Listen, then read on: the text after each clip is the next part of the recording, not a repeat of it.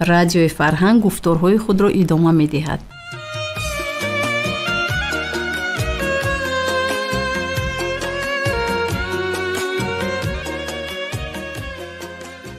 السلام علیکم شنوندگان ارجمند، در موج برنامه خوانش بدیعی.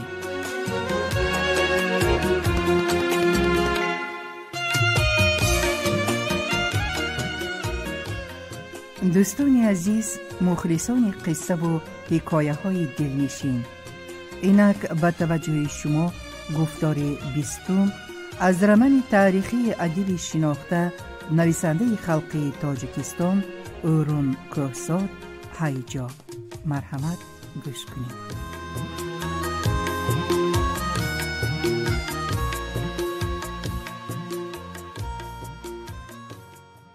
خلاف در اندیشه های وی در پای مقایسه ها پیدا کردید. در شیار قاضی و پریستاف حامی خلق بودند، ولی در روزگار با صد فریب و تهدید خلق را خانه ویران می کردند و گلمراد از کار و رفتار آنها دلمانده می شد و بعد می دید آنها را. و اولی بهار 6 کس به قاضی خانه آمدند که همه جنده پوش بودند و شکایت کردند. املاکدار به انصافی می کند. زمین را چه نکرده با خواهش و روادید خود 1 طناب را 3 طناب و 3 طناب را 5 طناب می نویسد. موافق همین انداز می برارد. این کجای گپش؟ قاضی به آدمانش فرمود که این ره گمزده ها را از در بیرون کنید، روند و معاملهشان را در جایش با املاکدار بکنند. و گلمراد در بین در آمد. تقصیر، بیچاره ها چاره جویی آمدند، چاره آنها در دست خدا. همین خیل آفریده است، همین خیل مرده می روند. تقدیر را دیگر کرده نمی شود. و این جواب به گلمراد نفارید. وی خدمت قاضی را پرتافت و رفت و در سری زمین همراه آن 6 نفر از املاکدار طلب کردند که زمین را چین کند، بعد انداز نویسد. و املاکدار از اسب نفر آمد. چشم من خودش چینک، حاجت باز چین کردن نیست. و گلمراد و آن 6 نفر لجام اسب املاکدار را داشتند و او را از زین اسب پایان کشیدند و به زمین خوابانده خوب کوفتند. و گلمراد را همچون سرکرده این جنایت به سمرقند بردند و حبس کردند. حبسخانه از گناهکاران لبریز شده بود، جا نمی رسید و برای جای خالی کردن قرار دادند که 70 کس را جانب سیبیر فرستانند و در بین این 70 نفر گلمراد هم بود. و در شهر تومسک اینها را تقسیم کردند به محلها و در همان وقت گلمراد و عبدالقادر گریختند. و بعد 3 ماه در آخرهای تیر ماه در دل شب حولی قاضی 10 بید ایشان نیورخان و اداره پریستاف در گرفت و علنگی آتش نصف دیه را چون روز روشن کرد و آدمی عرصات غون آمد و یک مرد سر و رویش سلاپیچ به حاضران رو آورد. هر چیزی که در این خانه ها و در این انبارها هست مال شماست، درآیید، مالتان را بگیرید، حق حلال خودتان است. و آن مرد و یارانش از پا را سوار شدند و رفتند و آتش از بام به بام دویده علنگه میزد. و اهل بیت و مریدان ایشان نیورخان با داد و فیغان یاری می طلبیدند و غنیمتگیران هرچی به چشمشان رسد و به دستشان افتد می ربودند و می بردند. و روزانه هنگامی که از سمرقند کزکان مسلح آمدند، ایشان را به دست و پا و دهانی بسته در باغ یافتند و اداره پریستاف کردود می سوخت و حولی ایشان قاضی 4 دیواری ویرانه بود. و همون روز نام گلمراد در زبانها افتاد. یکی شیفته غیرت و جرأتش، دیگری دعاگو که قصد جبر دیدگان را از جباران میگیرد، یکی در آرزوی آن که در طرفهای ما هم چنین مرد پیدا شود، دیگری در ترس و لرز که این بلا به سر ما هم نبیاید. و گوبرناتور او را دوست اعلان کرد و سپارش داد که کابند و یابند و دارند و جزایش را دهند. و فقط سود اویزد سمرقند از جنایت‌های گلمرود دوست 13 بار دفتر شد و 2 بار 5 سالی محکوم کرد و 1 بار به بدرغه یکم را حکم برآورد و 3 بار در جنگ مردگویان در گزیته ها خبر نوشتند. ولی تاخت و تاز دسته گلمرود امروز در اینجا، فردا در آنجا عرضی وجود میکرد و ولسنوی ارباب قاضی دارای مال و ملک و جانش را برباد میداد. و اگر قاضی باشد به دروازه‌اش می نوشت شما از نام شریعت جان و مال مردم به خود حلال دانستید، ما از نام مردم جان و مال شما به خود حلال دانستیم. و اگر ارباب باشد در بالینش خط می ماند. ارباب زند به هر باب گفتید و خلق را غارت کردید. ما غارت کردیم که زدگی های ارباب را برگردانیم به خلق. و این نوشته ها شهرت می یافتند و بین مردم اعتقاد استوار می شد که در شانه گلمرود پی پنجه خوجه خضر هست. تیر و شمشیر تأثیر نمی کند. عسکری عروس وی را کشته نمی تواند. گوبرناتور حربی سمرقند به پریستوی 10 بیت سپارش داد. گلمرود دوز را زنده یا مرده دستگیر کنید. هرچی تیزتر همان قدر بهتر. و پریستاف الینیکوف خبر پهن کرد که هر کس جای گلمرود را گوید 10,000 سوم تحفه می گیرد. و آسیابان ایشف بعد 10 روز به پریستاف خبر داد که گلمرود و آدمانش این شب به حولی من آمدند. و الینیکوف با 41 کزک تیرانداز راه کشید که گلمرود را غافلگیر بکند و خیرمنکوبان که بالای دنگی خیرمن داشتند و گندم باد می کردند صبح صادق جانب دیه آمدن اسکران را دیدند و دانستند که به سر گلمرود می روند و دستیار فرستاده او را آگاه کردند و اسکر به کنار دیه رسیده بود و گلمرود امکان فرار نداشت و جنگ درگرفت بین اسکران و گلمرود و اسکران از 40 نفر زیادتر بودند و یاران گلمرود همگی 11 تن.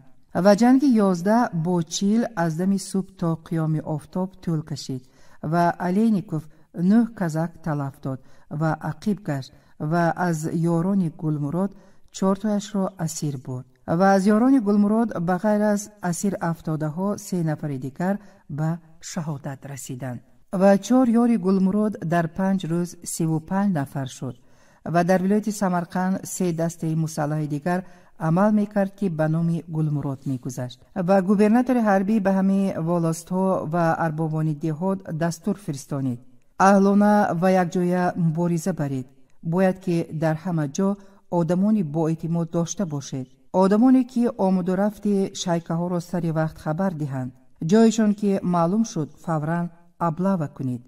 و خبر می دادند آدمانی با اعتماد جای شیکه ها را و مردم که توجه داشتند به شیکه ها واقف می شدند و آگاه می کردند گلمرود را و اسکران ابلاغ می کردند و شیکه ها را نمی یافتند. آنها جای دیگر کرده بودند.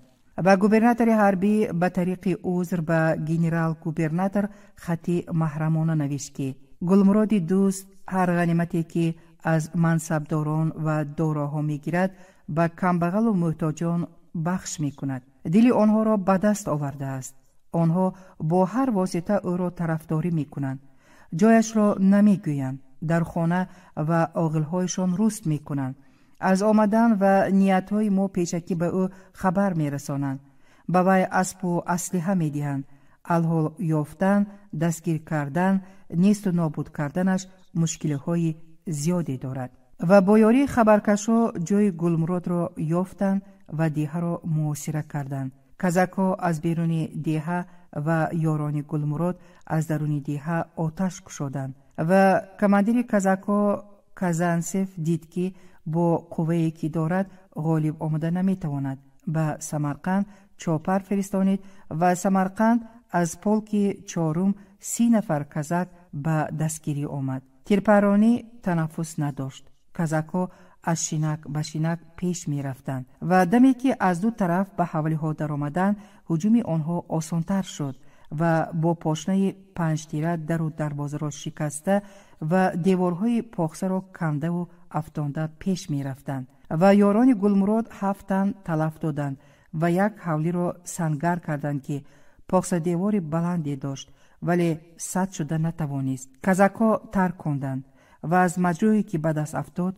پرسیدند: گلمراد در کجاست؟ در ته خانه، گفت او. دیوارهای خانه فرو رفته بود. کزک‌ها از مردان دیه 10-12 کس غون آوردند و فرمودند که خاک و کلوخ ریخته را یک طرفه بکنند و زیر خاک از ته خانه 2 شهید و 3 مسلوق اسب برآوردند و 5 نفر مجروح را اسیر و 8 اسب را غنیمت گرفته غالبانه از دیه برآمده رفتند و پالکونیک سوسانین برقیه داد به پتربورگ. دزد مشهور گلمراد که در ولایت سمرقند راهزنی و غارت میکرد کشته شد و بعد 16 روز از هر گوشه به گوبرناتور خبرها رسید. دزدان گلمراد اداره مأموری جام را تاراج کردند. هنگام برخورد کزک‌ها با دسته راهزنان در درخان استاخانه سلاحبراری یافت شد. سلاحساز یک مرد روس. خود گلمراد گریخت. اسب نغز داشت. آدمان گلمراد در بازارها می گردند و شخصان سیرپول را تگی چشم می کنند و گنرال گوبرناتور ترکستان به گوبرناتور حربی سمرقند قطعنامه داد که یا وظیفت را حلال اجرا می کنی یا که ما چاره های دیگر می بینیم و پولک دوم اورال را به اختیار وی فرستاند و در بخارا از کارنامه های گلمراد با شوق و ذوق و صفت بندی های افسانه مانند قصه و حکایه ها می گفتند و در محفل داملا اسمت که از شاگردان مولا آزاده شهید بود و آزاد اندیشان گاه و بیگاه غون می آمدند. گلمراد را قهرمان دوران گفتند و داملا اسمت آهی سرد کشید.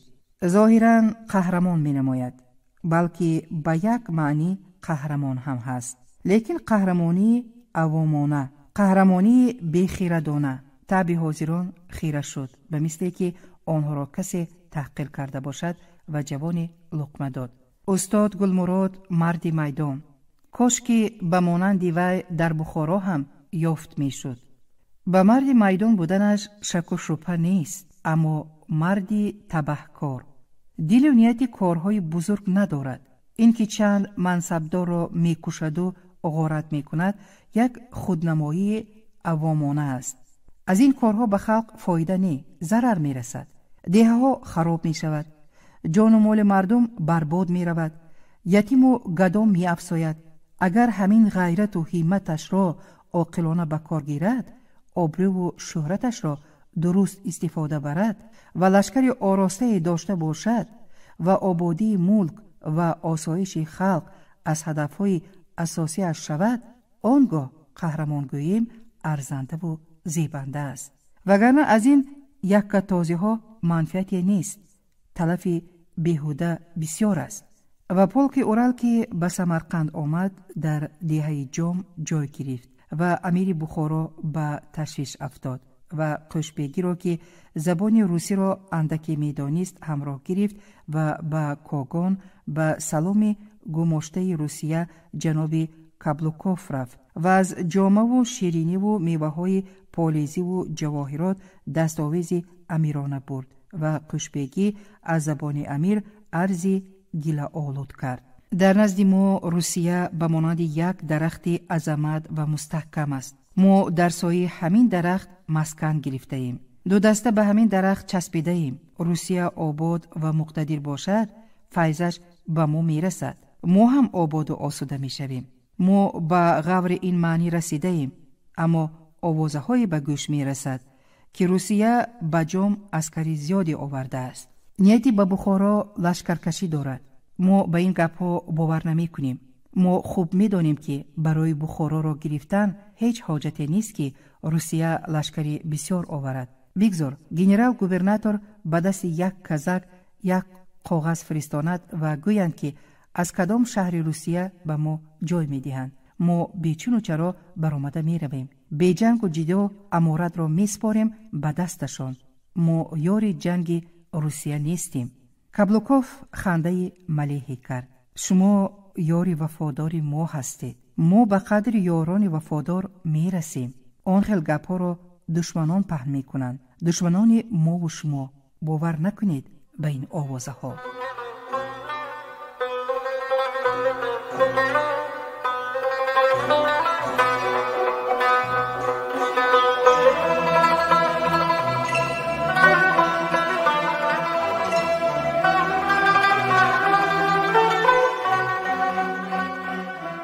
بنیاد همه جنبش و مناقشه و بلوا و شورش‌ها دعوای شخص‌ها به شخص‌ها و دعوای صنف‌ها به صنف‌ها بود که تو حق ما را می‌خوری و ما کار می‌کنیم، شما راحت می‌بینید و حاکمیت شما عادلانه نیست، ما حاکمیت را نو می‌کنیم، عادلانه می‌کنیم و فرق تنها در مکان و زمان است، در جای و زمان برای نان شکم و در جای و زمان برای جهان گرفتن. و در آسیا میانه قصد فقیران قصد گرفتن از دارایان دیار و پشتیبانی های آنها از روسیه بود و در روسیه فرقه های انقلابی کارگر و مزدوران را دعوت و متحد می کردند که ترتیبات کهنه را بشکنند و ترتیبات کارگر و دهقان را برپا نمایند و در جهان دولت هایی که زواد و فابریکه ها و دستگاه های بزرگ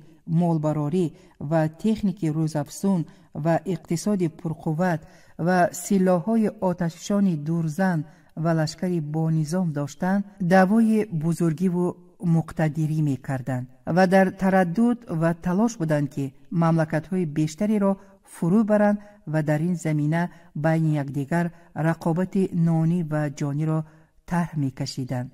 و گرمانیا با افسترو-ونگریا عهد بستند که در هر شرایط دست یکدیگر را میگیرند و یونان و ایتالیا به این عهدنامه شریک شدند که کارتان درست و ما هم فکر و همراهی شما. و برغم آنها انگلیا با فرانسه شرطنامه بست که در سیاست از یک گریبان سر میبراریم و روسیه به اینها شریک شد که ما هم در همین خیال بودیم و زورآوران جهان دو گروه مخالف شدند و دو اتحاد برپا کردند، اتحاد سیگانه و اتحاد انتانته. و 19 ایول سال 1914 قواهای حربی و منفعت‌های اقتصادی این دو اتحاد و اتفاق به هم برخوردند و جنگ یکم جهان سر شد. با یک بهانه ناچیز سر شد جنگ. کدام یک شاهزاده هرجاگرد را کشتند و این حادثه در سربیا روی داد و سرپا گفتند که کاری ناشدنی شد،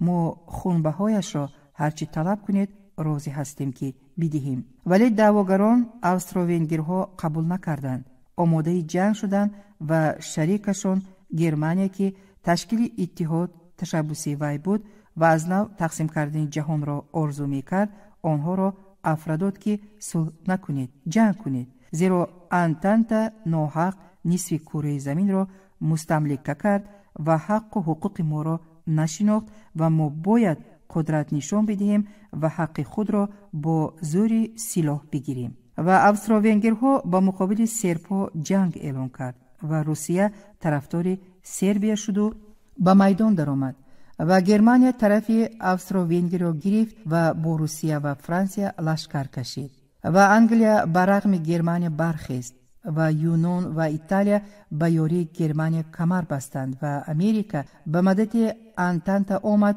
و جنگ روی جهان را فرا گرفت و به گروه انتانته 25 مملکت و به گروه سیگانه 13 دولت داخل شدند و 1,500,000 آدم در این هیجای عظیم حیات به سر ببردند و این جنگ 10 میلیون مرد را کشت و 20 میلیون مرد را مجروح کرد و دولت پرشفقت افسیا روسیه بیمدار شد و اندازهای نو به نو می برآورد و وزارت حربی که به قابلیت جنگاوری خلق آسیا میانه با چشم بد می نگریست و به صداقتشان باور نداشت، ضرور باشد روا باشد گفتگی بر این فرمان برآورد که مردان 19 ساله تا 43 ساله به خدمت حربی دعوت شوند و در عقیبگاه و در بارکشانی و خندق کندن کار بکنند.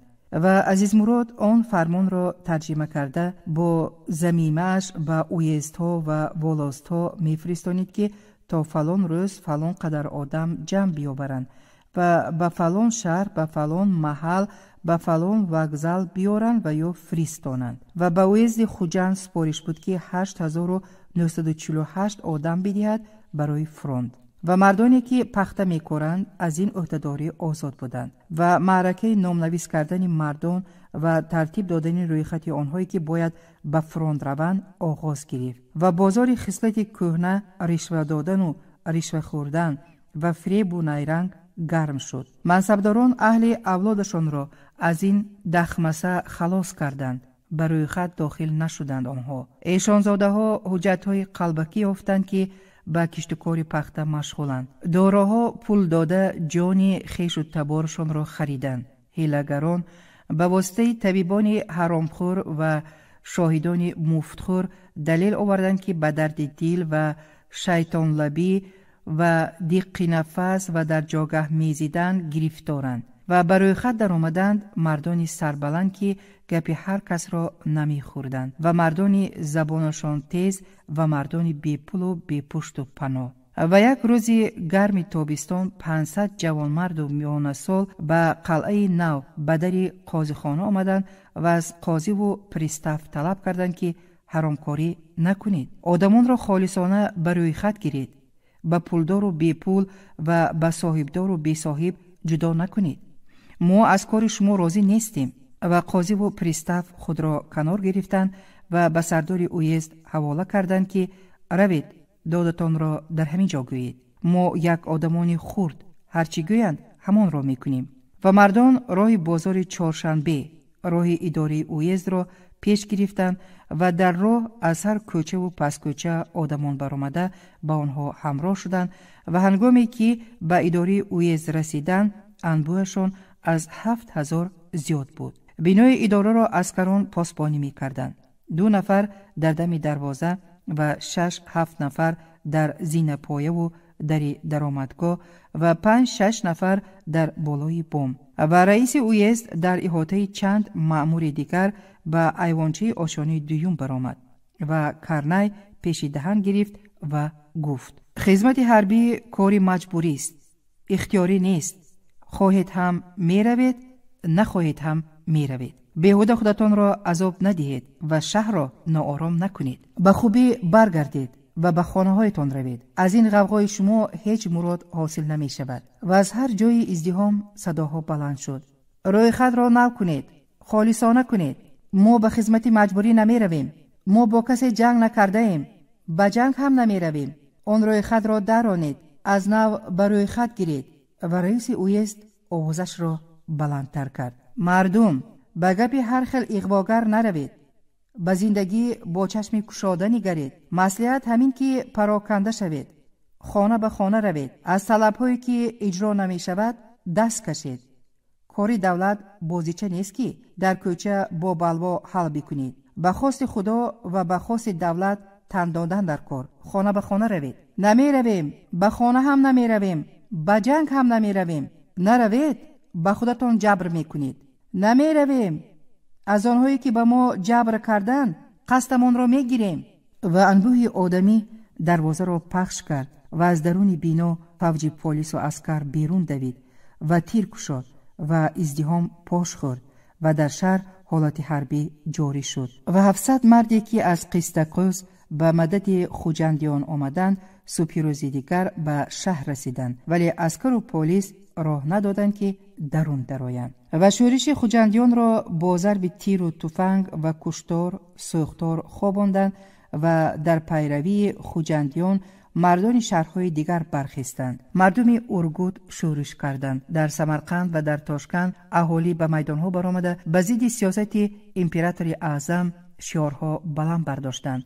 در فرغانه جنبش خلقی با وجود آمد و در اورتپه و در اشت و در پنجکند و در قرشی و در قبادیان و در غرم و در قلعه لبی آب مردم راه اسیان را پیش گرفتند.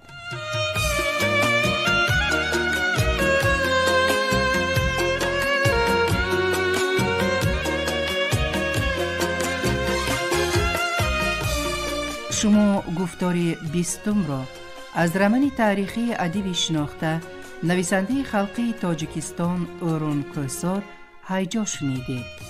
کارگردان عزت الله جان محمد، صدا بردار منظوره یوسف، گوینده قطبیه اکرامی. خیر، تنصیحت و خانه آباد باشید.